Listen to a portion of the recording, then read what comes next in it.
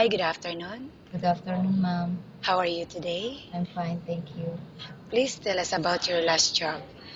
Uh, I've been working in Najman, housemaid for local family 2 years, and Ndeira, housemaid local family 1 year. Abu Dhabi for the Syrian family, housemaid again.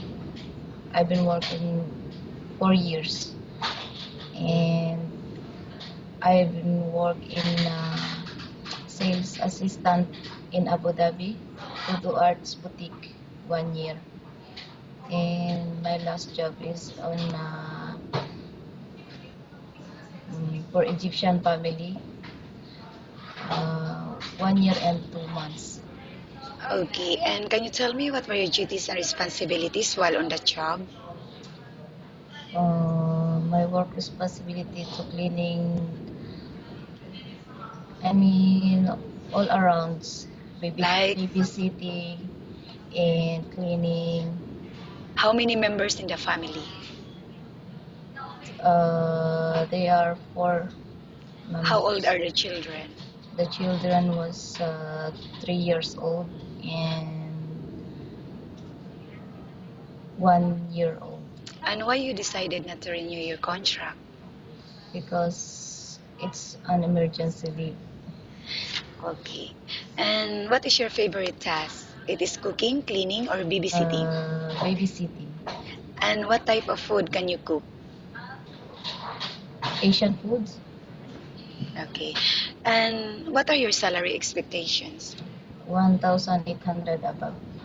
Okay. And how do you know if the baby is sick? Uh, I knew it for eyes and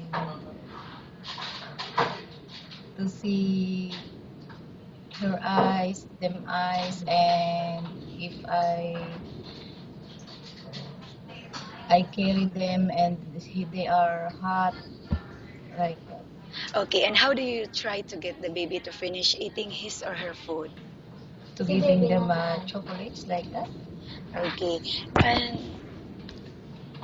how lucky do you consider yourself and why? Because I have experience for that, and I have my own babies, and I know I can care them. Okay, and what are your hobbies? My hobbies is reading. How long do you want to work here in UAE for? As long as I can.